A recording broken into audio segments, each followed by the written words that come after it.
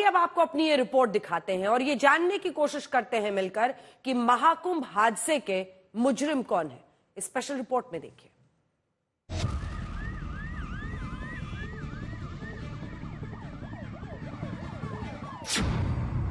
यही है बदइंतजामी के जिम्मेदार चेहरे। वैभव कृष्णा बोल रहा हूँ, डीआईजी महाकुंभ।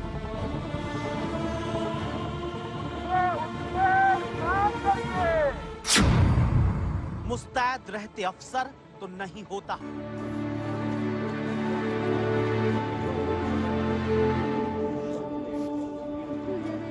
इन आंसुओं का हिसाब कौन देगा?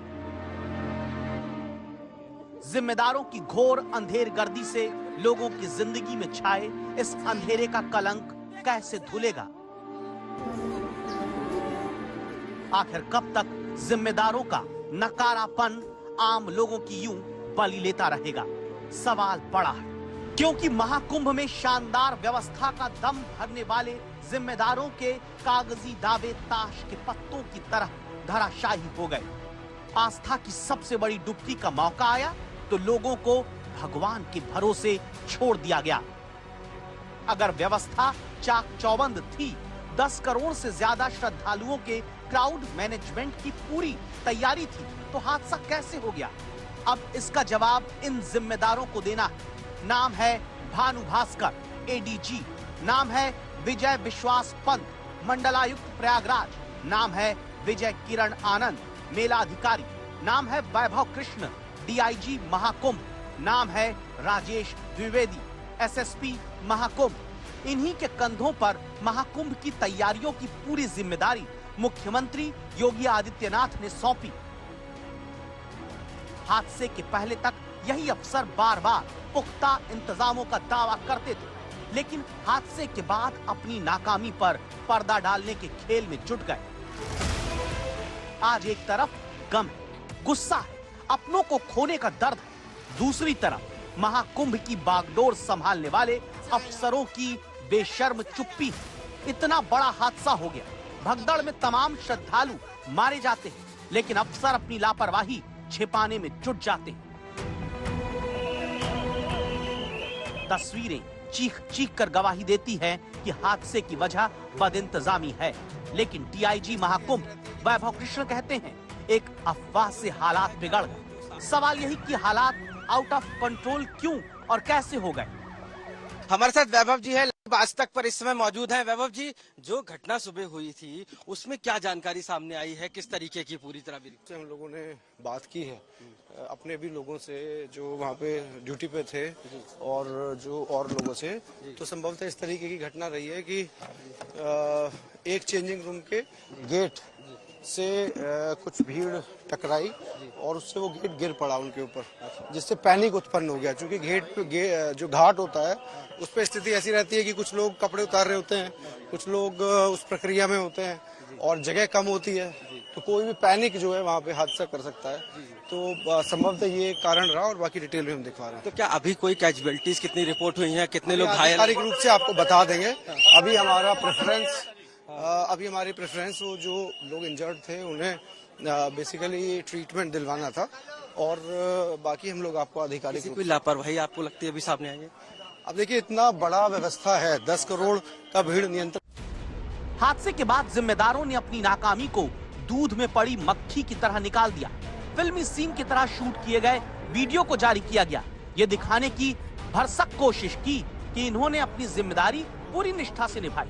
ये तो श्रद्धालुओं का कसूर है कि इतना बड़ा हादसा हो गया। कंट्रोल रूम में बैठे डीआईजी वैभव कृष्ण का ये वीडियो देखिए। कंट्रोल रूम में बैठे बैठे अनाउंसमेंट करते हैं, बाकायदा साहब का वीडियो बनता है, मानो इन्हें पहले से पता था कि इस वीडियो की जरूरत आगे पड़ सकती है। इसी वीडियो के बहाने बदइंतजामी का ठीकरा महाकुंभ में पहुंचे श्रद्धालुओं पर पोड़ा जा सकता है। मौनी अमावस्या पर्व की बहुत बहुत शुभकामनाएं। आप सभी को ये बताना है कि मौनी अमावस्या के स्नान का मुहूर्त 7:37 से शुरू हो रहा है। इसमें केवल 10 मिनट अब बचे हैं। आप सभी लोग अपने अपने स्थान से उठ के गंगा घाटों पे प्रस्थान करें और स्नान करके जल्दी स्नान करके अपने अपने गंतव्यों को प्रस्थान करें। आप अच्छे तरीके से जानते हैं करोड़ों की संख्या में दर्शनार्थी आए हुए हैं, स्नानार्थी आए हुए हैं जो कि मां गंगा मैया का स्नान करेंगे। आप लोगों को जल्दी स्नान करके उन्हें भी सकुशल स्नान का मौका देना चाहिए। इसलिए आप घाटों पे रात को ना सोएं, स्नान करें और जल्दी निकलते रहें घाटों से। गंगा मैया के बहुत सारे घाट बने हुए हैं, आप जिस घाट के करीब हैं आप वहीं पे स्नान करें।